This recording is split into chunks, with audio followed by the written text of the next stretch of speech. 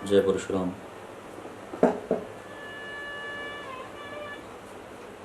श्रीहरिं परमानंदम उपदेष्टारमीश्वरं व्यापकं सर्वलोकानां कारणं तन्नमाम्यहम्। कराभ्यां परशुं चापं दधानं रेणुकात्मजं जामदग्न्यं भजे रामं भार्गवं क्षत्रियान्तकम्। नमामि भार्गवं रामं रेणुकाचित्तनन्दनं मोचितं वार्तिमुत्पातं नाशनं शत्रनाशनं। परशुं दक्षिणे हस्ते वामे च रदतं धनुः रम्यं मृगोकुलोन्नासं घनश्यामं मनोहरम्। गुरुर्ब्रह्मा गुरुर्विष्णुः गुरुर्देवो महेश्वरः गुरुर्साक्षात् परब्रह्म तस्मै श्री गुरवे नमः। नारायण नारायण नारायण नारायण। आज वैशाख शुक्ल पक्ष की तृतीया, जिसको अक्षय तृतीया के नाम से हम और आप जानते हैं, भगवान श्री परशुराम जी का आज प्रादुर्भाव हुआ। उन्हीं की कृपा से, उन्हीं के अनुग्रह से मेरे सद्भाग्य कि ब्रह्म समाज छिंदवाड़ा के द्वारा आयोजित ये कार्यक्रम और इसमें मुझे बोलने का सुअवसर प्राप्त हुआ। विगत दिनों से चली आ रही इस भयंकर महामारी के फलस्वरूप हम सब अपने घर में बैठे बैठे और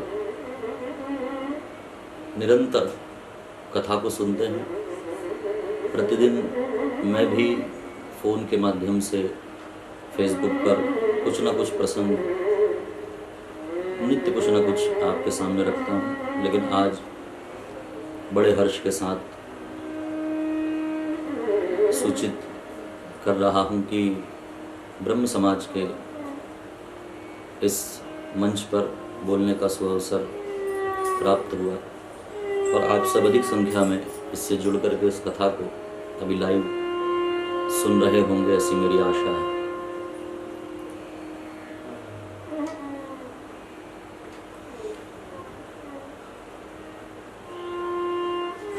सामाजिक उत्थान, सामाजिक विकास, इसके लिए ज़रूरी है कि हमें अपने समाज का ज्ञान हो। किसी भी समाज के लिए अति आवश्यक है कि उस समाज की खूबियों के साथ साथ उसकी जो खामियां हैं वो भी उसके सामने रखी जाए। तो हमारे समाज में जो खूबियां हैं वो प्रसन्नता का विषय है, परंतु जो कमियां हैं उस पर भी चर्चा हम सबको करनी चाहिए। इसी आशा के साथ आप सबके समक्ष यहाँ पर उपस्थित हुआ हूँ। मुझे आदेश दिया गया था कि परशुराम भगवान से संबंधित जो कथाएं हैं उस कथा का वाचन किया जाए, लेकिन भगवान की कथा अनंत है। उसको कहना, उस पर चर्चा करना ये बहुत कठिन काम है। ब्रह्म अतर्क बुद्धि मन बानी। तो भगवान बुद्धि, मन और वाणी से अतर्क है, उनका तर्क नहीं लगाया जा सकता। फिर भी अपनी वाणी को पवित्र करने के लिए मैंने छोटा सा प्रयास किया है और भगवान श्री की पूरे जीवन की कथा को 3 भागों में मैंने विभाजित किया है। उसमें से पहला भाग है उनका प्रादुर्भाव, यानी जन्म। किस प्रकार उनका प्रादुर्भाव हुआ, जन्म हुआ, इसकी चर्चा हम लोग करेंगे। दूसरे भाग में उनका कर्म, यानी उनकी तपस्या, क्या उनका कर्म था, क्या उनकी तपस्या थी, इसके विषय पर हम चर्चा करेंगे। और तीसरा विभाग उनका शौर्य, जिनके लिए वो जाने जाते हैं, उनके शौर्य से जो शिक्षा प्राप्त होती है, उस पर हम लोग चर्चा करेंगे। तो ये 3 अनुक्रमणिका मैंने आपको बताई। नित्य सत्संग होना ही चाहिए। आज तो विशेष पर्व है, लेकिन प्रतिदिन भी अपने घर में नित्य सत्संग हो। सत्संग मतलब सुंदर चर्चा हो। कोई बोलने वाला ना मिले, सुनने वाला ना मिले, तो अच्छे ग्रंथ का संग करें, उसमें पढ़ें। सत्कर्म और सत्संग ये दोनों वस्तुएं आवश्यक हैं।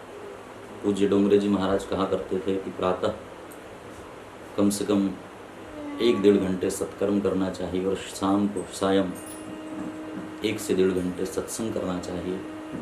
सत्कर्म से मन शुद्ध होता है और सत्संग से हमारी बुद्धि शुद्ध होती है। तो बड़ी महिमा है सत्संग की। और आप में से अधिकतर लोग जानते होंगे कि मुख्य रूप से मैं श्रीमद् भागवत का वक्ता हूँ, इसलिए बीच बीच में प्रमाण देने के लिए मेरे पास भागवत मूल रूप में है। तो भागवत का एक श्लोक है सत्संग की महिमा को बताने वाला। नारद जी कहते हैं, भाग्योदयेन बहुजन्म समर्जितेन सत्संगमं च लभते पुरुषो यदा वै अज्ञान हेतुकृत मोहमदान्धकार नाशम विदाय हि तदो दयते विवेकः। बहुत जन्मों के पुण्य अर्जित होते हैं, तब कहीं जाकर व्यक्ति को सत्संग की प्राप्ति होती है। बहुजन्म समर्जितेन। अच्छा, प्रश्न है कि सत्संग से होता क्या है? तो कहा अज्ञान हेतु कृत मोह मदान्धकार। अज्ञान रूपी अंधकार नष्ट होता है और क्या प्राप्त होता है? कहा तदोदयते विवेका। विवेक प्राप्त हो। तो विवेक की प्राप्ति व्यक्ति को सत्संग से होती है। और भगवान परशुराम ज्ञान, शौर्य और विवेक के घनीभूत स्वरूप है। तो इन 3 खंडों में हम भगवान परशुराम की कथा का श्रवण करेंगे। आज केवल अक्षय तृतीया में भगवान परशुराम का प्राकट्य दिवस ही नहीं है, भगवान नरनारायण का भी प्रादुर्भाव आज के ही दिन हुआ था। आज के ही दिन भगवान ने हयग्रीव अवतार धारण किया था। आज के ही दिन त्रेता युग का शुभारंभ आज से ही हुआ था। तो आज का दिन पुनीत पवित्र है। और जिस समय को हमने सत्संग के लिए चुना, ये समय भी दिव्य है। इसको गोधूली बेला कहते हैं। आज के दिन जो भी काम किया जाए उसका क्षय नहीं होता। तो इस सत्संग के माध्यम से हम भगवान की सेवा कर रहे हैं, ये भी अक्षय बन जाएगी। कई सारे पुराणों में भगवान श्री परशुराम जी की कथा है। श्रीमद् भागवत में 2 अध्यायों में भी है। विशेष रूप से ब्रह्मांड पुराण में बहुत विस्तृत कथा है और सारे पुराणों में कहीं ना कहीं उनकी कथाएं देखने को मिलती हैं। मत्स्य पुराण है, ब्रह्म वैवर्त पुराण है। तो सबका संकलन करके और इस कथा को सजाने के लिए सबका संकलन करके और मैंने ये सब तैयार किया है। आशा है आप लोग इसको सुन करके धन्यता का अनुभव करेंगे। तो चर्चा करते हैं भगवान के प्रादुर्भाव की। किसी समाज को जानना हो या किसी व्यक्ति के संपूर्ण जीवन के चरित्र को जानना हो, तो उसकी शुरुआत शुरू से करनी चाहिए। बीच से यदि आप पकड़ेंगे कथा या बीच का चरित्र देखेंगे, पहले का चरित्र नहीं देखेंगे, तो मन में कहीं ना कहीं संशय प्रकट होते हैं। एक व्यक्ति के यहाँ मैं गया तो टेलीविज़न चल रहा था, बच्चे कुछ उसमें प्रोग्राम देख रहे थे। तो माँ बाप ने कहा कि बेटा टीवी बंद करो, पंडित जी आए हैं। तो कहा कि बस माँ 5 मिनट और। 5 मिनट में वो कार्यक्रम ख़त्म हुआ और सारे बच्चों ने ताली बजाई, प्रसन्न हो गए। तो 5 मिनट के लिए मैंने भी वो कार्यक्रम देखा। तो मैंने पूछा कि भाई इसमें प्रसन्न क्यों हो रहे हो, इसमें क्या ऐसी बात है?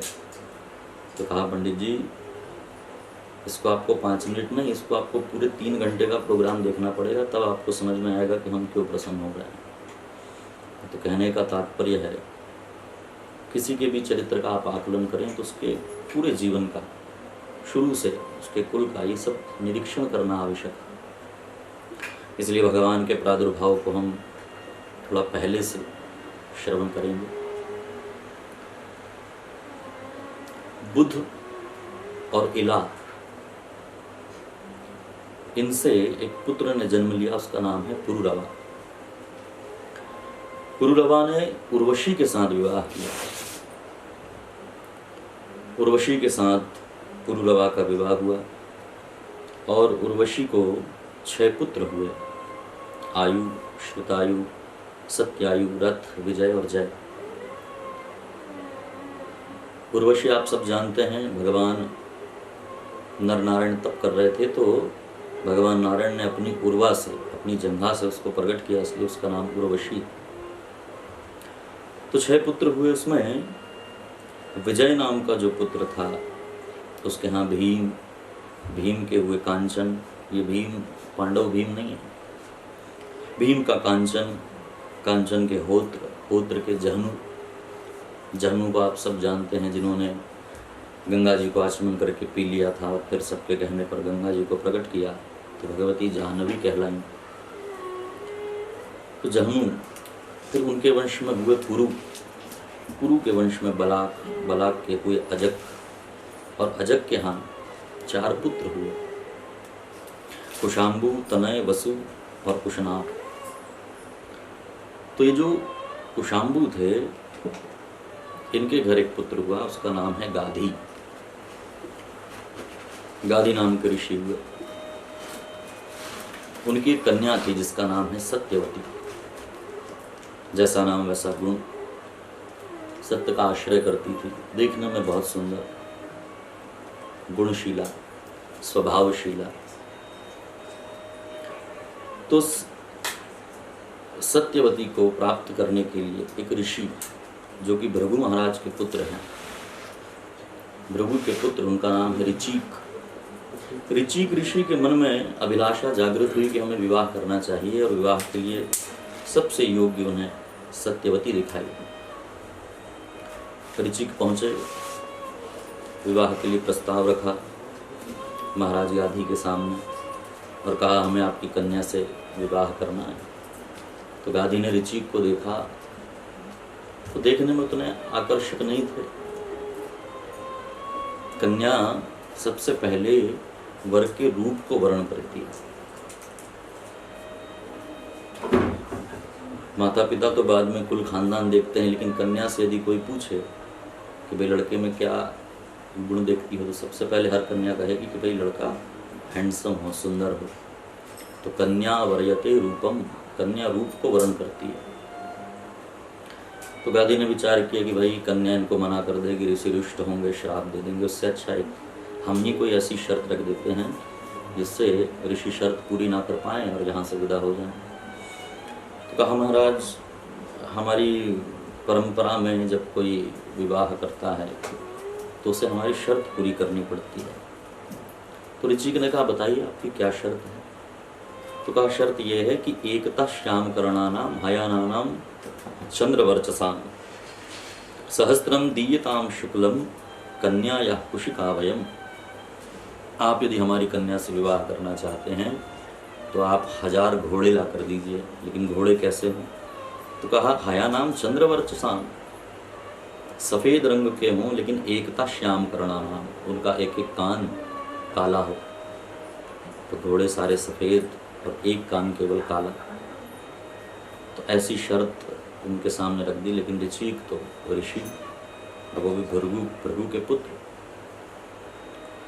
ब्रह्म तेज से युक्त, और सीधे पहुँचे वरुण के पास, और वरुण से ऐसे घोड़े निर्मित करा के, ऐसे घोड़े लेकर के और हजारों घोड़े ला करके दे दिए। और फिर सत्यवती का विवाह ऋचिक के साथ हुआ। ऋचिक की पत्नी सत्यवती हैं और गाधी की पत्नी ऋचिक की सास। तो एक बार माँ बेटी दोनों ने ऋचिक ऋषि की तपस्या को जान करके, उनके महत्व को जान करके, पहचान करके उनसे प्रार्थना की कि आप ऐसा कोई उपाय कीजिए जिससे हमें श्रेष्ठ पुत्र प्राप्त हो। सत्यवती ब्राह्मण से विवाह गई और जो गाधी की पत्नी थी वो थी क्षत्राणी। तो ऋचिक ने विचार किया कि भाई ये राजा की पत्नी है, इनको राज्य करने वाला पुत्र चाहिए, क्षत्र तेज से युक्त, छात्र तेज से युक्त इनको पुत्र चाहिए, और हमारी पत्नी को ब्रह्म तेज समन्वित पुत्र प्राप्त हो। तो इस भावना से ऋचिक ने यज्ञ करके और चरु का निर्माण किया, अभिमंत्रित किया चरु को, खीर को। तो सत्यवती की माँ के मन में ये बात आ गई कि सत्यवती इनकी पत्नी है, ज़रूर इन्होंने अपनी पत्नी के लिए अच्छा मंत्र पढ़ के अच्छे से चरु तैयार किया होगा। तो सत्यवती की माँ ने क्या किया, सत्यवती से उसकी खीर मांग ली और अपनी चरु, अपनी प्रसादी सत्यवती को दे दी। दोनों ने, माँ बेटी दोनों ने प्रसाद ग्रहण किया। लेकिन ये बात सत्यवती ने फिर अपने पति ऋचिक को बताई कि देखो हमारी माँ ने हमसे ऐसा ऐसा कहा और हमने अपनी खीर अपनी माँ को प्रदान कर दी। तो क्रोधित हो गए ऋचिक ऋषि, कहा कि देवी तुमने अनर्थ कर दिया, क्योंकि वो क्षत्राणी हैं, वो रानी हैं, उनको क्षात्र गुण से युक्त पुत्र चाहिए जो वीर हो, दंड देने में सामर्थ्यवान हो, और हम ऋषि हैं, ब्राह्मण हैं, हमको ऐसा पुत्र चाहिए जो ज्ञान विज्ञान समन्वित हो, वेदों को जाने, बोलने में कुशल हो। तो देवी तुमने अनर्थ कर दिया, अब जो तुम्हारा पुत्र होगा उग्र स्वभाव वाला होगा, दंड देने वाला होगा। हततर्हि भवेत, तो बड़ी पीड़ा में आ गई सत्यवती, अपने पति के चरण पकड़ लिए और कहा कि कोई उपाय करिए। तब ऋचिक ऋषि को दया आई और कहा अथ तर्हि भवेत पौत्रो जमदग्निस्ततो भवत। देवी मैं इतना कर सकता हूँ कि तुम्हारा पुत्र नहीं लेकिन तुम्हारा पौत्र, यानी पुत्र का पुत्र उग्र स्वभाव वाला होगा, अधर्म को देख करके हाथ में शस्त्र धारण करके दंड देने वाला होगा। और उन्हीं ऋचिक ऋषि के कारण सत्यवती माँ को जमदग्नि पुत्र हुए और गाधी के घर में उस चरु प्रसादी के कारण गाधी की पत्नी को विश्वामित्र हुए। तो जमदग्नि को जन्म देकर के माता सत्यवती कौशिकी नदी के रूप में वहाँ से बह चली। अब जमदग्नि बड़े हुए और उनका विवाह रेणुका जी के साथ हुआ। रेणु सुताम रेणुकाम वेज दमग्नि रुवाहयाम। रेणु की सुता, रेणु की कन्या रेणुका के साथ जमदग्नि का विवाह हुआ। रेणुका शब्द का अर्थ होता है रेणुना कायति इति, जो रेणु से जिसकी काया बनी है। यानी तो उनके पिता का नाम रेणु है, दूसरा रेणु मतलब रज, कण। यानी रेणुका इतनी सुशीला थी कि बिल्कुल डाउन टू अर्थ, बिल्कुल धरती से जुड़ी हुई, जैसे कण होता। तो ऐसी स्वभाव वाली पत्नी जमदग्नि जी की। उनके गृहस्थ आश्रम में 5 पुत्र हुए, वसुमान आदि 4 बड़े पुत्र और छोटे पुत्र के रूप में राम, जिनको हम परशुराम के नाम से जानते हैं, ऐसे पुत्र राम प्रकट हुए। यवियाम यज्ञ एतेषाम राम इत्याभिवृत श्रुता। प्रकट हुए भगवान के अंशावतार। पुराणों में परशुराम नाम उनका बाद में पड़ा, लेकिन जब प्रकट हुए हैं तो हर जगह उनको राम कह करके संबोधित किया गया। बालक का नाम राम ही रखा गया। तो राम प्रकट हुए और प्रकट होते ही दिव्य तेज था। देख करके आनंद आ गया माता रेणुका को। जमदग्नि भी प्रसन्न हो गए। और अलग अलग पुराणों में परशुराम जी के जन्म को लेकर अलग अलग कथा है, लेकिन चरु की बात लगभग सभी जगह आती है। तो कब प्रकट हुए थे उसके लिए भी पुराणों में अलग अलग भेद है, लेकिन मत्स्य पुराण उसमें सटीक बात कहता है कब प्रकट हुए हैं। तो कहा एकोनविंशा त्रेतायाम सर्वक्षात्र हंत को विभु। मत्स्य पुराण में कहा एकोनविंशाम त्रेतायाम, त्रेता युग में प्रकट हुए। कौन सा त्रेता युग? तो कहा 19वां त्रेता युग। 19वें त्रेता युग में भगवान परशुराम का प्रागट्य हुआ। आप जानते हैं हमारे यहाँ गणना है, काल की गणना। तो काल की गणना के हिसाब से अभी कलयुग चल रहा है, लेकिन ये भी कौन सा कलयुग है? 28वां कलयुग है। आप लोग सब ब्राह्मण हैं, उसमें कुछ पूजा पाठ भी कराते हैं, तो ब्राह्मण संकल्प में कहता है ना, अष्टाविंशतितमे कलियुगे, 28वां कलयुग चल रहा है। तो 28वां द्वापर भी हुआ, 28वां त्रेता भी हुआ और 28वां सतयुग भी हुआ। तो ये जो 28 है, तो ऐसे 19वें त्रेता युग में श्री परशुराम जी का प्रागट्य हुआ। तो काल की बड़ी विस्तृत गणना है, मैं भागवत वगैरह में उसकी चर्चा करता हूँ। 71 चतुर्युगी जब हो जाती है काल गणना के हिसाब से, तो इसको 71 चतुर्युगी बीतने के बाद, मतलब सतयुग, त्रेता युग, द्वापर युग, कलयुग, इन सब की अपनी अपनी आयु है।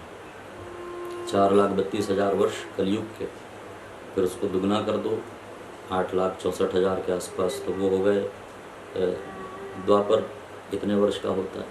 फिर कलयुग और द्वापर युग को जोड़ दो, उतने वर्ष का त्रेता युग होता है। फिर त्रेता, द्वापर, कली को जोड़ दो, उतने वर्ष का सतयुग होता है। और इन सब को जोड़ दो तो एक चतुर्युगी बनती है। तो ऐसी चतुर्युगी जब बीतती है 71 बार, तो उसको एक मनु कहते हैं।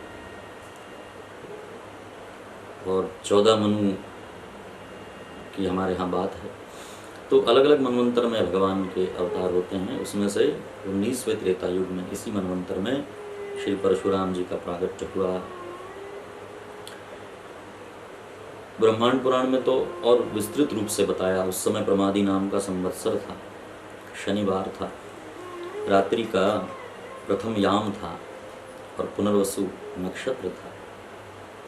स्कंद पुराण में भी इस बात को पुष्ट किया गया। वैशाखस्य सिते पक्षे तृतीयायाः पुनर्वसो निशाया प्रथमे यामे रामाख्या समयो हरि। राम श्री हरि के अंशावतार प्रकट हुए हैं वैशाख शुक्ल पक्ष और तृतीया के दिन, जिसको हम अक्षय तृतीया कहते हैं। रेणुकायास्तु गर्भाद अवतीर्ण स्वयं हरि अवतीर्ण हुए। और जब भगवान परशुराम का प्रागट्य हुआ तो 6 ग्रह उच्च के थे। 6 ग्रह उच्च का होना ही उनके प्रताप को दर्शाता है।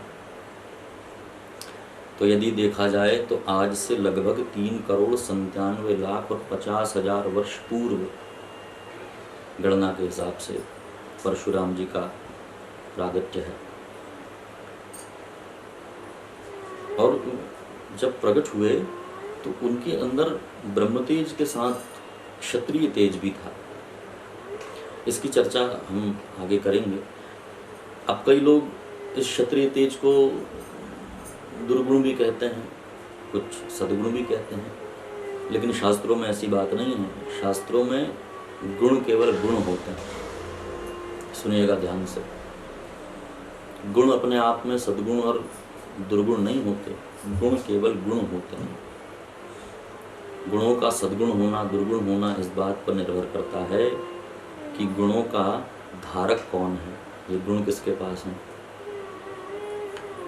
जैसे उदाहरण के लिए रामचरितमानस में आप सुनते पढ़ते होंगे कि नारद जी जब गए पार्वती के यहाँ, हिमाचल के यहाँ और मैनावती के यहाँ, तो अपनी कन्या का हाथ दिखा करके पूछा नारद जी ने कि इसका वर कैसा, नारद जी से, इसका वर कैसा होगा पार्वती का।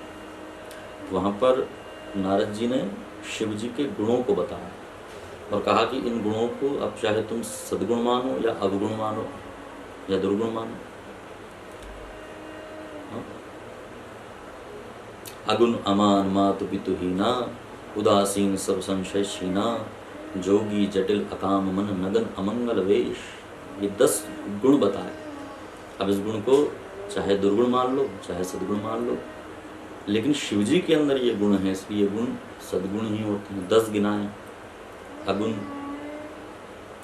अमान, मातु पितु हीना, उदासीन, सब संशय छीना, फिर जोगी, फिर जटिल, अकाम मन, नगन और अमंगल वेश। ये 10 गुण बताए। और सरल करके आपको समझा दूं, एक गुण होता है संतोष। तो ये गुण हर किसी के पास रहे तो वो सद्गुण नहीं कहलाता। ब्राह्मण के अंदर यदि संतोष है तो ये सद्गुण कहलाता है। ब्राह्मण संतोषी ही होना चाहिए। यदि असंतोषी ब्राह्मण होगा तो नष्ट हो जाएगा। असंतुष्टा द्विजा नष्टा, ऐसा कहा गया। लेकिन वही संतोष यदि किसी राजा के अंदर हो जाए तो वो नष्ट हो जाएगा, क्योंकि राजा को संतुष्ट नहीं रहना चाहिए, उसको तो राज्य सीमा बढ़ाना है। वैश्य के अंदर यदि संतोष हो जाएगा तो वैश्य बर्बाद हो जाएगा, व्यापारी बर्बाद हो जाएगा। तो संतोष नाम का गुण ब्राह्मणों के पास सद्गुण बन के रहता है, बाकियों के पास अवगुण बन के रहता है। तो गुण अपने आप में केवल गुण है। तो श्री परशुराम जी का जो शात्र गुण है वो उनके अंदर सद्गुण के ही रूप में है। कैसे है ये आगे हम चर्चा करेंगे। अभी पहले बिंदु पर हम चर्चा कर रहे हैं जिसका नाम है भगवान का जन्म यानी प्रादुर्भाव। तो भगवान अवतार लेकर के आए। परशुराम भगवान का 6वां अवतार माना जाता है। इसको आवेश अवतार भी कहते हैं। संस्कृत की अवतरणिका शब्द से अवतार शब्द बनता है। अवतरणिका मतलब सीढ़ी, यानी भगवान का नीचे उतर करके आना। अच्छा, श्री परशुराम जी के जन्म के स्थान को लेकर के भी बहुत सारी किंवदंतियां हैं, भ्रांतियां हैं। हर पुराण में अपना अपना अलग मत है। कवियों ने अलग अलग गाया है, काव्यकारों ने, उपन्यास में अलग अलग जगह में अलग अलग उसके प्रमाण मिलते हैं। तो बहुत सारे जन्म स्थान बताए गए। वैसे तो परशुराम जी के लिए सारी पृथ्वी ही उनकी है, क्योंकि जीता उन्होंने ही था। तो कहीं भी आप जन्म स्थान मान लें। कुछ लोग हिमालय के सरस्वती नदी के किनारे मानते हैं। कुछ लोग रेणुका सरोवर जो हिमाचल प्रदेश में है वहाँ मानते हैं। कुछ लोग इंदौर के निकट मानते हैं। कुछ लोग मेरठ में जमदग्नि जी का आश्रम मानते हैं, वहीं प्रकट हुए ऐसा मानते हैं। लेकिन हम मध्य प्रदेश वासी हैं तो ब्रह्मांड पुराण में जो प्रमाण है उसको हम सटीक मानते हैं कि परशुराम जी का जो प्रागट्य है नर्मदा जी के नाभि कुंड क्षेत्र में हुआ, मतलब आज का हंडिया नेमावर जो हरदा जिले में है, तो वहाँ मानते हैं। तो हमारे लिए हम वहीं मानेंगे। अच्छा, वो मानने का कारण भी है क्योंकि मैं आपको जैसे बता चुका हूँ कि भागवत पर विशेष अध्ययन रहता है। तो भागवत में ही एक जो कथा आती है, कार्तिवीर्य अर्जुन ने, शस्त्रार्जुन ने जंगल जब वो गया तो उसने जाकर के जमदग्नि जी के आश्रम में वो गया स्वागत सत्कार के लिए। तो कार्तिवीर्य जो शस्त्रार्जुन था उसकी माहेश्मती नर्मदा के ही किनारे थी, और स्वाभाविक बात है राजा अपने क्षेत्र में शिकार खेलने जाएगा। तो स एक दातु मृगयाम विचरन विपिने वने यदृच्छया आश्रम पदम जमदग्नि रूपाविशत। तो जमदग्नि जी का आश्रम नर्मदा क्षेत्र में है। इस भागवत से इस बात की पुष्टि होती है। भगवान परशुराम जी बाल्यकाल से ही उन्होंने अपना शौर्य प्रदर्शन किया। कहीं कहीं कथाएं आती हैं कि एक तो देखो आश्रम में वो प्रकट हुए तो आश्रम का पूरे वातावरण का प्रभाव उन पर है। ऋषि के पुत्र हैं, उसका प्रभाव उन पर है। और खुद वो चरु के कारण अंदर से क्षात्र तेज लेकर के प्रकट हुए, तो वो स्वभाव उनके अंदर। तो भगवान जब 4 मास के थे, 4 महीने के थे, तो आश्रम में एक वन बिलाव आ गया। तो 4 मास के उस बालक के ऊपर जब वो वन बिलाव झपटा, अपने पिता से धनुर्विद्या सीखी, जमदग्नि से। जमदग्नि को धनुर्विद्या उनके पिता ने सिखाई थी, ऋचिक ऋषि ने। ऋचिक को धनुर्विद्या का आशीर्वाद ब्रह्मा जी ने दिया था, ये कथा है।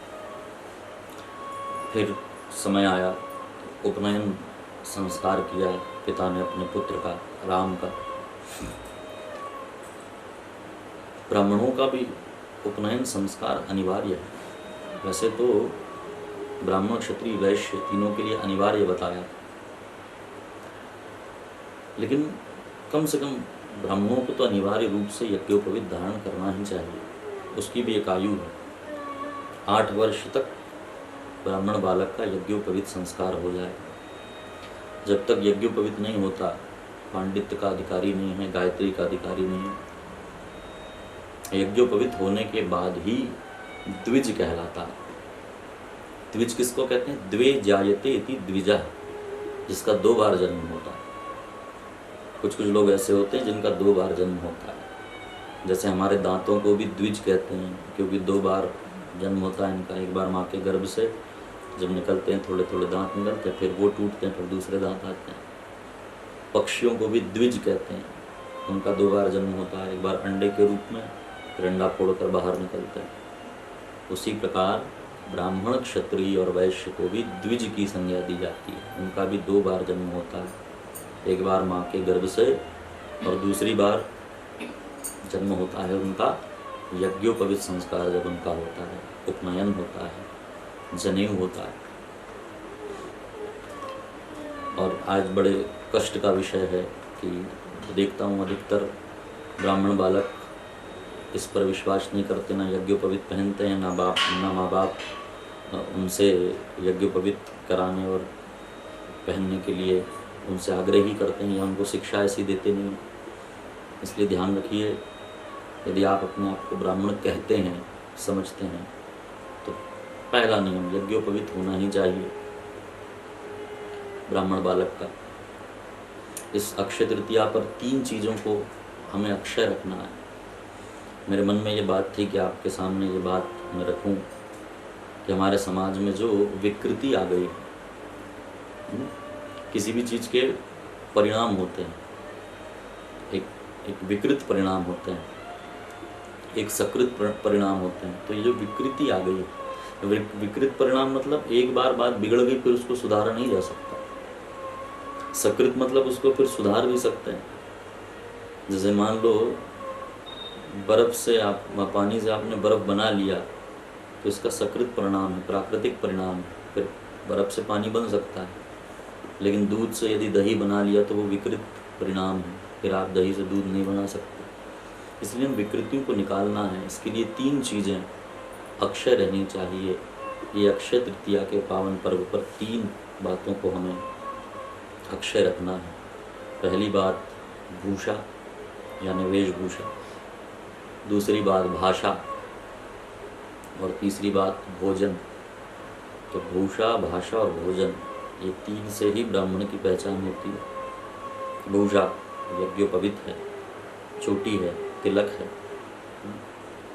भाई वस्त्र, चलो आज की जनरेशन में ऐसे वस्त्र नहीं पहन सकते, लेकिन ओकेशनली तो पहन सकते हैं। मैं देखता हूँ, और भी कई, मैंने तामी आदि क्षेत्र में जब मैं ब्रह्म समाज में गया तो बहुत बड़ा पंडाल लगा है, सब लगा है, लेकिन कष्ट इस बात का हुआ कि उसमें से एक की भी भूषा ब्राह्मण जैसी नहीं थी कि कोई धोती पहना हो, कुर्ता पहना हो, तिलक लगा हो। तो ये बात मैंने वहाँ भी कही थी। सबसे पहले भूषा पर ध्यान देना, हमारी वेशभूषा कैसी होनी चाहिए। फिर भाषा, हमारी भाषा कैसी होनी चाहिए। ये सब पुराण जिनकी हम चर्चा कर रहे हैं, ये सब संस्कृत में लिखे हैं, और इसलिए हमारी भाषा संस्कृतमय होनी चाहिए। आप अपने बच्चों को संस्कृत पढ़ाएं। विशेष रूप से मैं ब्राह्मणों से कहा करता हूँ, ये संस्कृत पढ़ाएं, कर्मकांड पढ़ाएं। आप नहीं पढ़ाएंगे तो कौन पढ़ाएगा। तो जितना जोर अंग्रेजी पर देते हैं उतना संस्कृत, उससे थोड़ा कम भी संस्कृत पर दें तो संस्कृति बचेगी भाषा की। तुम्हारे बच्चे Johnny Johnny yes papa, eating sugar no papa, telling like no papa, ये बोलें सो तो ठीक है, लेकिन जब एक छोटा ब्राह्मण बालक जब बोलता है संस्कृत के श्लोक, धर्मक्षेत्रे कुरुक्षेत्रे मम वेतायुत्सवाः मामका पांडवाश्चैव किम अकुर्वत संजय, कितना सुंदर लगता है। यदा यदा ही धर्म, ऐसे छोटे छोटे श्लोक, थोड़ी संस्कृत बच्चों को पढ़ाएं, इससे भाषा बचेगी। और भोजन सात्विक हो, सुंदर हो, भगवान को प्रसाद लगाकर भोजन ग्रहण करें। तो ये 3 चीज़ें अक्षय रखें इस अक्षय तृतीया पर, ये मुख्य संदेश आप लोग स्वीकार करें। तो उपनयन किया, फिर धीरे धीरे भगवान बड़े हुए। अब इनके विवाह को लेकर के भी कई सारी किंवदंतियाँ हैं, लेकिन पुराणों में इसका कोई प्रमाण नहीं मिलता। लोग बताते हैं कि उनका विवाह लोमहर्षणी से हुआ। लोमा जिनका नाम था, दिवोदास की कन्या थी, सुदास की बहन थी। बचपन से ही परशुराम जी के साथ रही, बाकी सारी विद्याओं को इन्होंने सीखा। एक उपन्यास भी कभी दृष्टि के सामने आया था जिसका नाम था लोमहर्षणी, उसमें भी ये सारी बात है, लेकिन ठोस कोई प्रमाण पुराणों में नहीं मिलता। पुराणों में तो ब्रह्मचर्य की ही बात सामने आती है परशुराम जी के। तो ये सब किंवदंतियाँ हैं। जैसे आप कन्हैयालाल जी मुंशी उनके उपन्यास में पढ़ सकते हैं, उसमें उनके विवाह का, संतान तक का वर्णन है, लेकिन पुराणों में ऐसा अभी तक दृष्टि के सामने नहीं आया है। तो केवल उनको लेकर के अटकलें लगाई जाती हैं। तो ये पहले बिंदु पर हमने चर्चा की, जन्म पर, प्रादुर्भाव पर। दूसरा बिंदु है कर्म, यानी तप। तपस्या ही उनका कर्म है। बाल्यपन से आप उनकी लीलाओं को देखेंगे, उन्होंने खूब तप किया। जब बालक थे, ब्रह्मचारी थे, तो शालिग्राम पर्वत पर जाकर के उन्होंने तप किया। कश्यप जी ने आकर के दर्शन दिए, उनको षडाक्षर वैष्णव मंत्र प्रदान किया। मंत्र को सिद्ध करके उन्होंने विष्णु को प्रसन्न किया, तप करके, और वैष्णव धनुष जो हमेशा उनके पास रहता है उसको प्राप्त किया। वेदों के अभ्यास में लगे। ब्राह्मण के लिए सबसे बड़ी तपस्या है वेदों का अभ्यास, वेदों को पढ़ना। वेदाभ्यासो ही विप्राणाम परमम तप उच्यते। वेदों का अभ्यास ही ब्राह्मण के लिए तपस्या है। और वेद पाठी ब्राह्मण साक्षात शिव होता है। वेदाभ्यासी सदा शिव। इसलिए फिर से पुनः निवेदन कि वेदों में भी, वेदों को पढ़ाने में भी बच्चों को पहुंचाइए। और हमारे समाज में एक बड़ी विडंबना है कि लोग सोचते हैं कि बच्चा जब कोई काम का नहीं है, बुद्धू बच्चे को संस्कृत पाठशाला में डाल दो, कुछ नहीं कर सकता, वो पंडिताई करेगा। ये बहुत बड़ी भ्रांति है। इसमें भी बहुत दिमाग वाला आदमी चाहिए संस्कृत पढ़ने में भी। कोई पंडित, ये शब्द कोई छोटे नहीं है। आजकल हमने इन शब्दों को बहुत छोटा कर दिया है। पंडित, हर किसी को हम पंडित कहते हैं। पंडित का अर्थ होता है पंडा विद्यते अस्मिन् स पंडितः, जिसमें पंडा यानी ब्रह्म विद्या जिसमें विद्यमान हो, ब्रह्म विद्या जिसके पास हो, उसको कहते हैं पंडित। और आज हम भली पान बनाता हो लेकिन उसको पंडित जी कहते हैं। ऐसे गुरु शब्द है, गुरु शब्द को भी हमने छोटा कर दिया। ये सब बहुत बड़े बड़े शब्द हैं। तो पंडित बनाने के लिए बच्चों को पाठशाला में भेजा जाता है। तो आज समाज की थोड़ी सी ये भी विडंबना है कि भाई डॉक्टर बनाए बच्चों को, वकील बनाए, ये बनाए, लेकिन कोई भी वेद पाठी ब्राह्मण या पंडित नहीं बना। बहुत मजबूरी होगी कि बच्चा कुछ कर नहीं पा रहा है, घर में थोड़ी सी कंडीशन खराब है, तब उसको पाठशाला में भेजते हैं। देखो, ये बात कड़वी ज़रूर हो सकती है, लेकिन समाज के उत्थान के लिए इन बातों पर भी चर्चा करना आवश्यक है। केवल समाज की अच्छाइयाँ ही बताते रहें तो उसको चाटुकारिता कहते हैं। लेकिन समाज के यदि सही में उत्थान करने की इच्छा हो तो समाज के अंदर जो बुराइयाँ हैं उसकी चर्चा करके भी उसको नष्ट करने का उपाय करना चाहिए। तो ऐसा दिव्य स्वरूप परशुराम जी का कि तप में भी लगे हैं, वेदाभ्यास में भी लगे हैं, शस्त्र भी धारण किया हुआ है, शास्त्र भी पढ़ा हुआ है। उनको देख करके ही ये श्लोक बना कि पुरतः चतुरो वेदा पृष्ठतः शशरम धनु इदम क्षात्रम इदम ब्राह्मण शापादपि शरादपि। उनको देख करके आश्चर्य हो जाता था कि ये ब्राह्मण है कि क्षत्रिय है। ब्राह्मण जैसा तेज भी है, शाप देने में भी यानी शिक्षा देने में भी संपन्न हैं, और शरादपि यानी बाण चलाने में भी संपन्न हैं, जिनके आगे चारों वेद हैं यानी मुख में, और पृष्ठा शशरम धनु, शांत वेश करनी कठिन बरनी न जाई स्वरूप, ऐसा उनका स्वरूप है जिनको देख करके तुलसीदास जी ने भी कहा कि स्वरूप तो शांत है लेकिन करनी कठिन है। तो ऐसे दिव्य श्री परशुराम जी जिन्होंने खूब तप किया, और तप के प्रभाव से उन्होंने ये सब चीज़ें हासिल की हैं। उनको कोई दान में ये सारी चीज़ें नहीं मिली, खूब तप करना पड़ा उनको। ब्राह्मण में यदि ब्राह्मणत्व होगा, ब्रह्म तेज होगा, तो उसका सम्मान सब करेंगे, सम्मान छीना नहीं जाता। सुदामा का यदि सम्मान कृष्ण कर रहे हैं तो केवल उसमें कृष्ण की उदारता नहीं है, उसमें सुदामा की योग्यता भी उतनी है कि कृष्ण को उनका सम्मान करना पड़ा। कितना संतोष है उनके अंदर। तो ऐसे श्री परशुराम जी, उनकी तपस्या यहीं पूरी नहीं हुई। जब कार्तवीर अर्जुन के साथ उनका युद्ध हुआ, उन्होंने प्रतिज्ञा नहीं मारने की, तो जानते थे कि भाई दत्तात्रेय जी द्वारा प्रदत्त उनके पास कवच है, कार्तवीर के पास भगवान का नाम स्मरण करता है, उसको मारना कठिन है। तो उसके लिए उन्होंने अलग तप करके कैलाश पर जाकर शिव जी को प्रसन्न करके और गुप्त मंत्र प्राप्त किया, दिव्य कवच प्राप्त किए, त्रैलोक्य विजय नाम का उनको कवच शिव जी ने प्रदान किया, पुरुष चरण आदि की विधि बतलाई, और अपने तप के प्रभाव से कई सारे अस्त्र उन्होंने लिए। नागपाशम पाशुपातम ब्रह्मास्त्रम च दुर्लभम, ये सब अस्त्रों के नाम हैं जो परशुराम जी ने अपनी तपस्या से अर्जित किए। नारायण आस्त्रम अग्नेयम वायव्याम वारुणम तथा गांधर्वम गारुणम चैव जृंभमाणस्त्रयम तथैव च गदाम शक्तिम च परशुम शूलम अत्यंतमुत्तमम। उसमें से परशु जो है वो शिव का दिया हुआ सबसे उत्तम शस्त्र था। तो परशु को धारण करने के बाद जो राम थे उनका नाम पड़ा परशुराम। ये ब्रह्म वैवर्त पुराण के ये श्लोक हैं जिनको आपने सुना, और विष्णु पुराण में भी ये श्लोक आया कि गंधमादन पर्वत पर उन्होंने शिव जी को प्रसन्न किया है।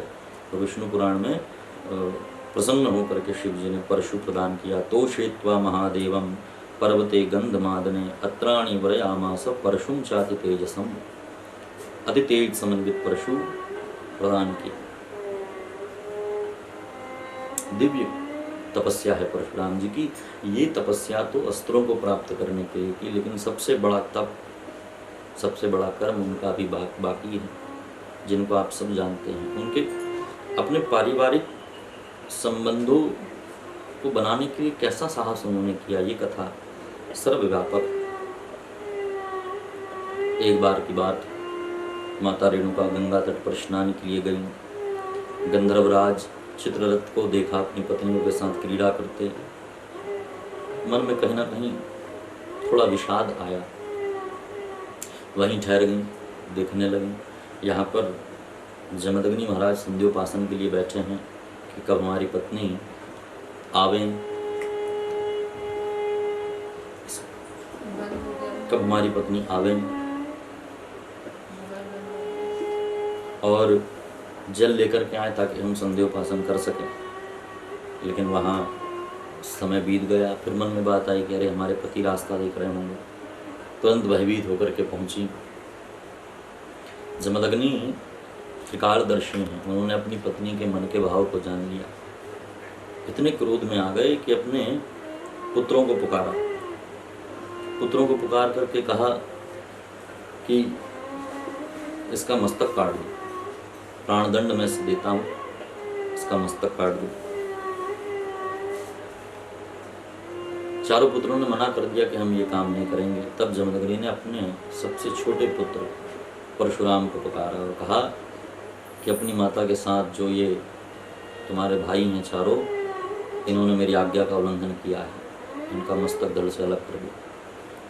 परशुराम ने जो आज्ञा कह करके और माता सहित चारों भाइयों का मस्तक काटा। तो ये तो उनका साहस है, लेकिन इस बात को लेकर के कई आरोप उन पर खड़े होते हैं। पर कथा को आप पूरा पढ़िए, तो आपको समाधान मिलेगा। ये तीनों कोई साधारण आदमी नहीं है हमारी तुम्हारी तरह। जमदग्नि भी दिव्य हैं, माता रेणुका भी दिव्य हैं, परशुराम तो भगवान के ही अवतार हैं। तो उनके मन में ऐसी बात आना ये कोई स्वाभाविक क्रिया नहीं है, ये अस्वाभाविक क्रिया है। दो तीन बातें बताना चाहते हैं इस लीला के माध्यम से। एक तो परिवार में स्त्रियों का संयम, ये बताना चाह रहे हैं। दूसरी बात, पिता के पास जो शक्ति है, देखो अभी आगे आप सुनेंगे, पिता के पास जो शक्ति है उस शक्ति का प्रदर्शन कब हो। इसी प्रसंग के माध्यम से जमदग्नि ने अपनी शक्ति को दिखाया। कैसे दिखाया? परशुराम ने जब मस्तक काट दिया तो हाथ जोड़ करके बैठ गए और जानते थे कि पिता कितने सामर्थ्यवान हैं। जमदग्नि ने कहा कि मांगो, क्या मांगते हो? राम, हम तुम पर प्रसन्न हैं। तो परशुराम जी ने कहा कि प्रभावज्ञो मुने सम्यक समाधे तपस्या च वरेण छंदयामास प्रीति सत्यवती सुता वव्रे हतानाम रामोपि जीवितम च स्मृतिम वधे। पिताजी, मैं आपके तेज को जानता हूँ, तपस्या को जानता हूँ। आपके पास एक विद्या है, उसका नाम है मृत संजीवनी। आप उस विद्या का प्रयोग कीजिए और हमारे चारों भाई और माता जी को पुनर्जीवित कर दीजिए। दूसरा वरदान मैं ये मांगता हूँ कि वो जब जीवित हों तो वो उनकी विस्मृति हो जाए कि हमारे साथ क्या लीला हुई। ये उनको याद ना रहे कि मैंने उनके मस्तक काटे हैं। इस पर बड़े प्रसन्न हुए और जमदग्नि ने अपनी इस विद्या का प्रयोग किया। यदि विचार करिए, ये घटना ना होती तो जमदग्नि तब तपस्या में लगे रहते हैं, ये विद्या कैसे उद्भासित होती। तो एक तो ये भी बात थी कि अपने पिता के सामर्थ्य को दिखाना। दूसरा, अपनी पितृभक्ति भी उन्होंने दिखाई और वरदान मांग करके मातृभक्ति और भ्रातृ प्रेम भी दिखाया। पिता के सामर्थ्य को जानते थे। तो कैसे उड़ गए सभी लोग? जैसे उतस्तुस्ते कुशलिनो निद्रा या पास इवन जैसा, भागवत का श्लोक। ऐसे उड़ गए जैसे कोई सोने के बाद उड़ जाता है जमाई लेकर के, वैसे माता रेणुका और चारों भाई खड़े हो गए। तो उस पारिवारिक सामंजस्य को भी किस तरीके से परशुराम जी ने निभाया, ये सीखने वाली बात है।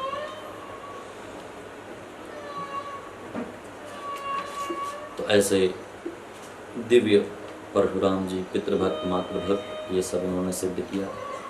कई बार लोग इस कथा को पढ़ते हैं और मन में पता नहीं कैसे कैसे प्रश्न हमसे भी पूछते हैं। लेकिन देखो, शास्त्रों को पढ़ने के लिए 4 चीज़ों की आवश्यकता है। हर किसी को शास्त्र पढ़ने का अधिकार नहीं है। इसलिए तो हमारी तकलीफ बढ़ जाती है जब हम कहते हैं कि भैया ये अधिकार हमको मिला, तो लोग पूछते हैं आपको ही क्यों है। शास्त्र पढ़ने के लिए अनुबंध चतुष्टय की व्यवस्था है। 4 चीज़ें चाहिए। एक तो योग्यता चाहिए, सीधी बात है, सब पुराण संस्कृत में है। अब संस्कृत आप जानते नहीं, आप उस योग्य नहीं, इतनी मेहनत आपने की नहीं। दूसरी, विषय वस्तु, जिस पुराण को आप पढ़ रहे हैं उसकी विषय वस्तु ज्ञात होनी चाहिए। तीसरी, आकांक्षा, उस पुराण को पढ़ने की इच्छा मन में होनी चाहिए। और चौथी बात है प्रयोजन, कि आप किस प्रयोजन से पुराण पढ़ रहे हैं। उसमें कमी निकालने के लिए पढ़ रहे हैं या अपना ज्ञान वर्धन करने के लिए पढ़ रहे हैं, ये भी आवश्यक है। तो ये 4 चीज़ें हैं। तो परिवार में जो नैतिक बुनियाद होती है, यदि देखो माँ ही मलिन हो जाएगी, माँ में ही मलिनता आ जाएगी, तब पुत्रों को, बच्चों को संस्कार कैसे प्राप्त होंगे। तो इस घटना के भाव को दृष्टि में रखना चाहिए, केवल क्रिया को दृष्टि में नहीं रखना चाहिए। तो इन्होंने अपने पिता का सामर्थ्य भी इस क्रिया के माध्यम से बता दिया। और परशुराम जी का ये अग्निपथ की परीक्षा थी, इसको भी पार कर गए। तो दूसरे बिंदु पर और भी हम चर्चा कर सकते थे उनके कर्म की, लेकिन समय भी अधिक हो रहा है, इसलिए सीधे तीसरे बिंदु पर चर्चा करते हैं। उसका नाम है शौर्य, यानी परशुराम जी का शौर्य। शौर्य के माध्यम से क्या शिक्षा उन्होंने दी। परशुराम का अर्थ होता है बिगड़ी हुई जो शासन व्यवस्था है उस पर, उस शासन व्यवस्था के खिलाफ सज्जनों का किया हुआ आक्रोश, उसका नाम है परशुराम। शासन व्यवस्था जब बिगड़ गई तो उस बिगड़ी हुई व्यवस्था को देख करके सज्जनों ने, सत्पुरुषों ने जो आक्रोश दिखाया, जो आवेश दिखाया, उसका नाम है परशुराम। परशु का अर्थ क्या होता है? परान शत्रुन शृणोति इति परशु। परान माने शत्रुन, शृणोति यानी हंत्यति, जो नष्ट करे, उसका हनन करे, उसको कहते हैं परशु। तो हमेशा शत्रु को मारने के लिए शस्त्र उठाने की आवश्यकता नहीं होती, कहीं कहीं बुद्धि का भी प्रयोग किया जाता है। आज इस समय का सबसे बड़ा पूरे विश्व का शत्रु है कोरोना। तो इस कोरोना को मारने के लिए क्या फरसा उठा लें, तलवार लेकर के काटना शुरू कर दें? असंभव बात है।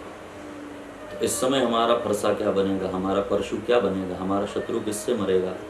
तो कहा इन बातों का पालन करने से कि घर में रहो, हाथ धो, सोशल डिस्टेंस रखो। तो ये सारी चीज़ों करने पर हम शत्रु पर विजय प्राप्त करेंगे। तो हर जगह जब परशु की बात आती है तो फरसा ही निकालना वीरता नहीं है। तो संस्कृत की ये मजा है, इन शब्दों के अर्थ जब आप निकालेंगे बहुत सुंदर अर्थ निकले। परान शत्रुन शृणोति, वो परशु है। तो इस पर भी मैं कह रहा था आपको कि योग्यता होनी चाहिए। योग्यता मतलब ब्राह्मण है उतना ही योग्य नहीं है। ये ब्राह्मण, क्षत्रिय, वैश्य, शूद्र, ये हमारे यहाँ व्यवस्था के रूप में हमको दिया गया था। आप भागवत पढ़ेंगे तो कई उसमें तो ये भी व्यवस्था है कि पहले वर्ण भी नहीं था, ये व्यवस्था धीरे धीरे बनी।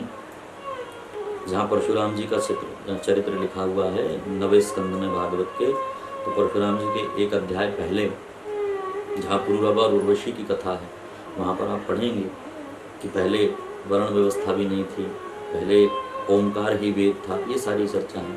तो फिर ये व्यवस्था बनाई गई। भगवान कहते हैं भगवत गीता में, ये व्यवस्था मेरे द्वारा ही बनाई गई है। चातुर्वर्ण्यम मया सृष्टम गुण कर्म विभागशः। मैंने गुण और कर्मों को देख करके ये 4 रूप में समाज की व्यवस्था तुमको दी है। अब इसमें कोई हीनता या कोई महानता नहीं है। इसको हम समझ नहीं पाए, इसलिए बात बिगड़ गई। आज ब्राह्मणों का अभिमान हो जाता है कि हम ब्राह्मण हैं, बाकी लोग छोटे हैं।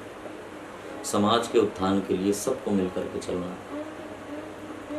और यदि आज वर्ण व्यवस्था को हमने जातिवाद का नाम दिया है तो उसमें हमारी मूर्खता है। हमारे यहाँ जातिवाद नहीं था, वर्ण व्यवस्था थी। और ये व्यवस्था यदि आप जातिवाद समाप्त भी कर दोगे तो भी ये दुनिया भर में ये व्यवस्था रहने वाली है। 4 ही व्यवस्था होती है, ब्राह्मण यानी ज्ञान से संबंधित। अब बताइए किस देश के पास ज्ञानी लोग नहीं हैं, शिक्षा से जुड़े हुए लोग नहीं हैं? शिक्षा तो हर देश में दी जाती है। वो ब्राह्मण।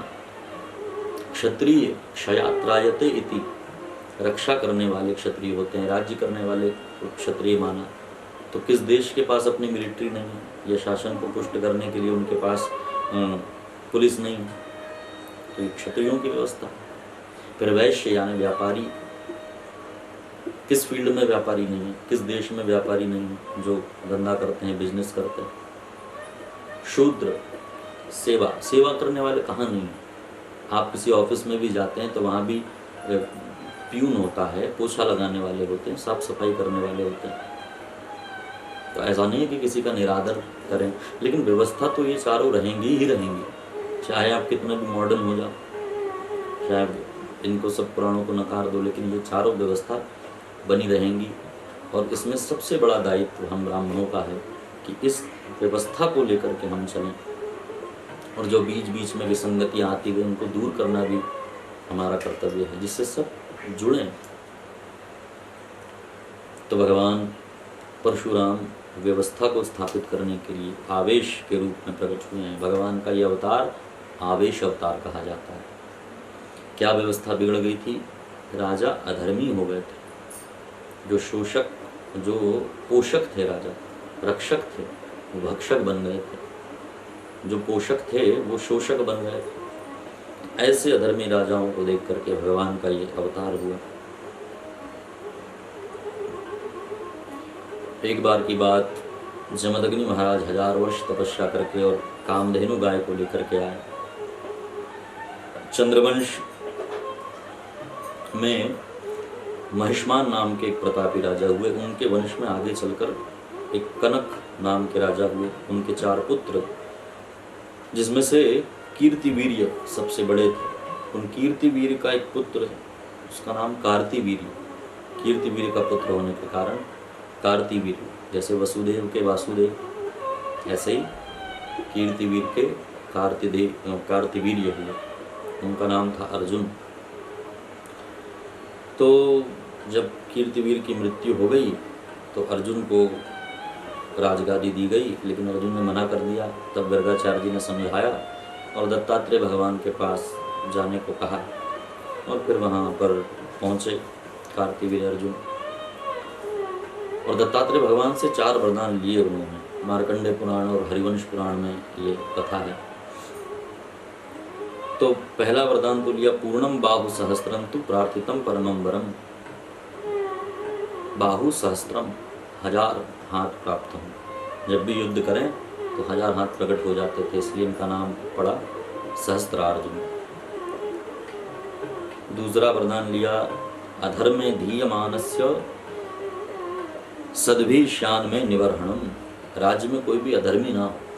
देखो 4 वरदान कितने अच्छे हैं। वो चाह रहे थे कि सारा राज्य धर्म से चले। तीसरा वरदान उन्होंने लिया, पृथ्वी को जीत करके और धर्म पूर्वक अपने बल को अर्जित करूं। और चौथा वरदान लिया कि अपने से श्रेष्ठ के हाथों मेरी मृत्यु हो, मतलब मुझे मारने वाला मुझसे श्रेष्ठ हो। तो ये चारों चीज़ें श्री दत्तात्रेय जी ने उन्हें प्रदान की।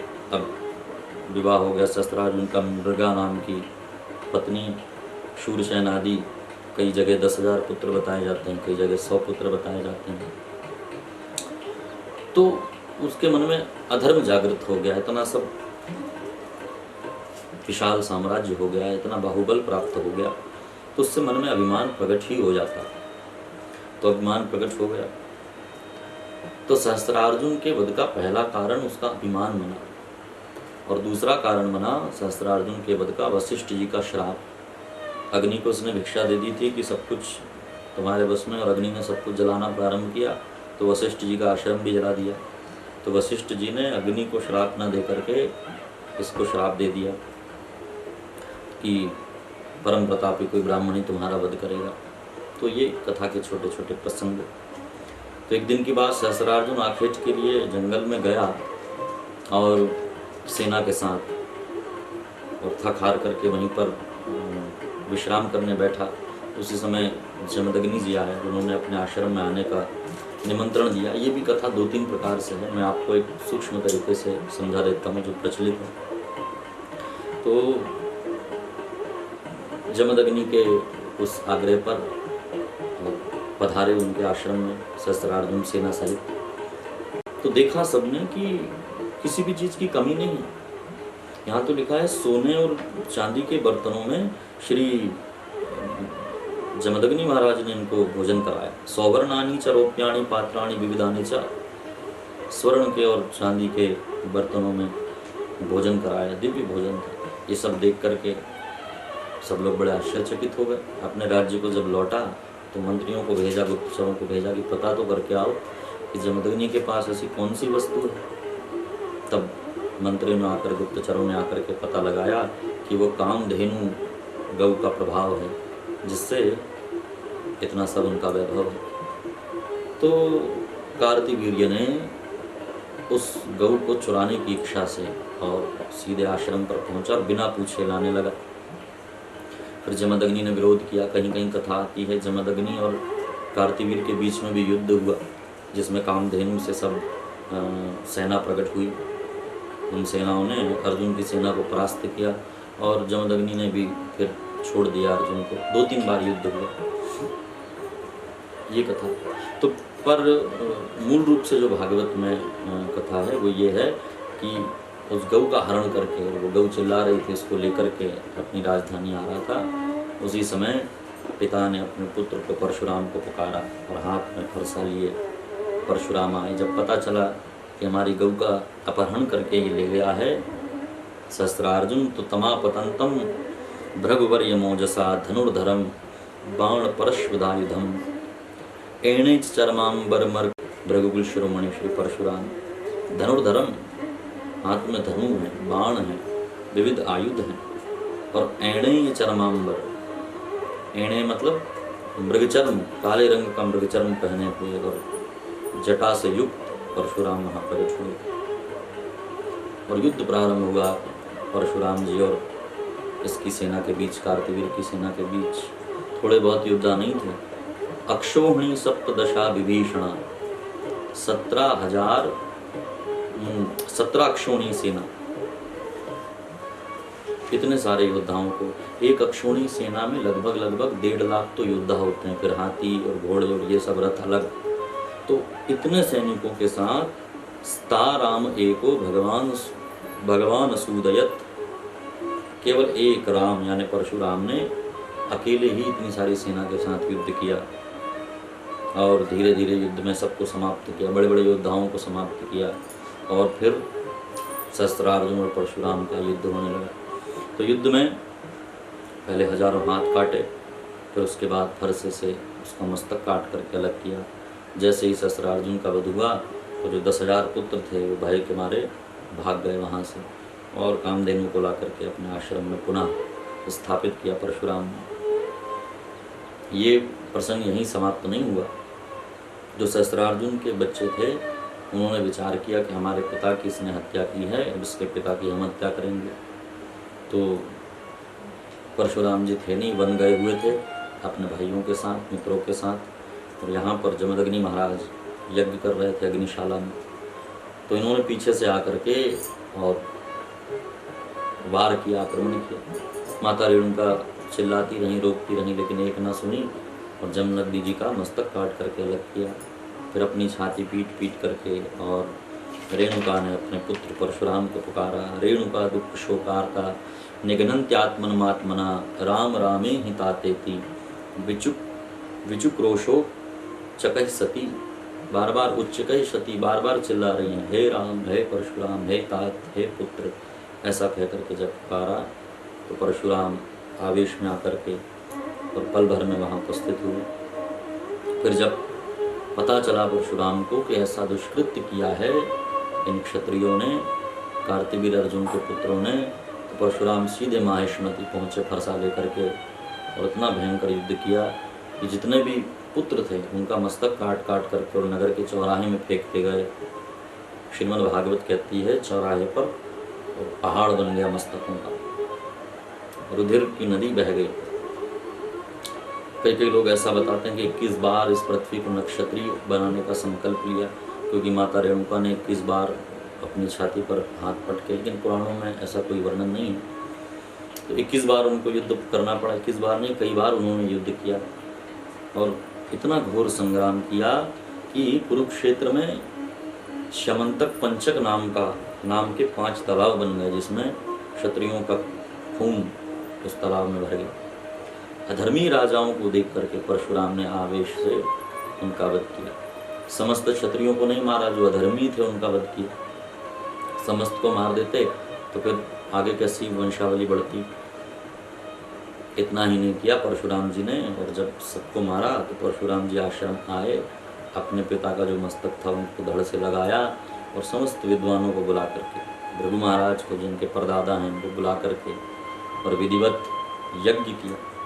यज्ञ से खुद भी शुद्ध हुए और प्रार्थना की इस यज्ञ का फल ये मिले कि मेरे पिता को नया शरीर प्राप्त हो। तो देखो, जो माता का मस्तक काट रहा है वो अपने पिता का मस्तक जोड़ने का भी सामर्थ्य रखता है। तो ये बात है। तो पिता के मस्तक को भी यज्ञ द्वारा जोड़ करके पुनर्जीवित किया और संकल्पमय शरीर धारण हुआ जमदग्नि को, और सप्त ऋषियों में 7वें ऋषि के रूप में उनकी गणना हो गई। तो वशिष्ठ, कश्यप, गौतम, अत्रि, भरद्वाज, विश्वामित्र, जमदग्नि, ये 7 ऋषि हैं। तो इसमें उनकी गिनती हुई। तो एवं 3 कृतवश्च क्रमेण वसुंधराम रामश्चकार निर्भूताम लीलया च शिवम स्मरन। ब्रह्मवैवर्त पुराण का श्लोक कहता है इस प्रकार, 3 कृतवश्च, परशुराम जी ने 3 और 7 यानी 7 या 21 बार इस पृथ्वी को नक्षत्रीय बनाया और सारी पृथ्वी को जीत करके अपने पास नहीं रखा। उन्होंने पृथ्वी को जीत करके कश्यप महाराज को दान कर दी और फिर कश्यप जी ने फिर अलग अलग सब राजा बनाए, ये कथा है। क्या कहें परशुराम जी का शौर्य, दिव्य शौर्य। अभी तो ये छोटी कथाएं हुई, बहुत सारी इनके शौर्य की कथा है। एक छोटा सा और उदाहरण देंगे, फिर कथा को विराम करेंगे। परशुराम जी के शौर्य में गणेश जी से युद्ध की भी कथा है।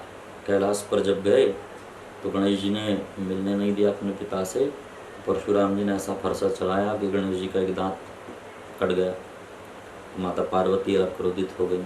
फिर वहाँ फिर राधा कृष्ण आए, सब देव आए, ये सारी चर्चाएं हैं। और फिर गणेश जी को वक्रतुंड होने का यानी एकदंत होने का आशीर्वाद भी दिया राधा कृष्ण ने। ये कथा है ब्रह्मवैवर्त ब्रह्मांड पुराण में।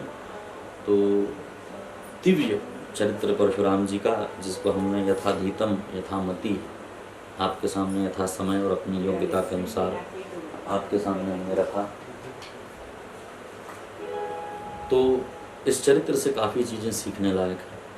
हम ब्राह्मण हैं, हमारे में ब्रह्म तेज हो, लेकिन ब्राह्मणत्व का अभिमान न हो। ब्राह्मण वही जो सरल होता है, हाँ, लेकिन किसी अधर्म को देख करके और मन में आक्रोश तो आता है, तो उस आक्रोश को सही स्थान पर लगाना, ये हमारा पहला कर्तव्य होना चाहिए। समस्त समाज को और आप लोग जो सब कथा सुन रहे थे, उन सबको प्रणाम करते हुए और इस कथा को श्री परशुराम जी के चरणों में समर्पित, और खूब आनंद आया आप लोगों से ऐसी चर्चा करके। ऐसी आशा है कि हमारे समाज के उत्थान के लिए जिन बातों को मैंने आपके सामने रखा, उस पर हम सब लोग मिलकर के चर्चा करेंगे, और समाज का उत्थान किस प्रकार हो, किस प्रकार हमारे समाज में जो हमारा वास्तविक कर्म है, वेदों को पढ़ना पढ़ाना, यज्ञ करना कराना, दान लेना दान देना, ये जो मूल हमारे कर्म हैं, यज्ञोपवीत पहनना, शिखा रखना, तिलक लगाना, इन पर भी विशेष चर्चा होनी चाहिए। और मुख्य रूप से जो अभी नई उम्र के बच्चे हैं हमारे समाज में, उनको इसका अर्थ समझाएं, और केवल परंपरा के माध्यम से नहीं, लॉजिकली इसके पीछे क्या कारण है, साइंटिफिक कारण भी बताना है, आध्यात्मिक कारण भी बताना है, ताकि इसके प्रति रुझान हो। और इसी आशा के साथ कि आप लोग इस कथा को ठीक से आपने सुना होगा, और जो भी इसमें त्रुटि हुई होगी, आप जो बड़े लोग इसको सुन रहे हैं, मुझसे अधिक विद्वान हैं, इसको क्षमा करें। बार बार समाज के गणमान्य सदस्यों को, श्री रमेश दुबे जी, उनको मेरा प्रणाम है, और अंशुल भैया जिन्होंने ये मौका दिया कि आप इस कथा को सुनाएं, उनको भी बहुत बहुत धन्यवाद है। और भी जो कार्यकर्ता हमारे हैं, उन सबको भी खूब खूब धन्यवाद। मुझसे जो बड़े हैं उनको प्रणाम, छोटे जो हैं उनको आशीर्वाद, और आप सभी को अक्षय तृतीया की और परशुराम भगवान के प्रागट्य दिवस की खूब खूब हार्दिक बधाई, शुभकामनाएं।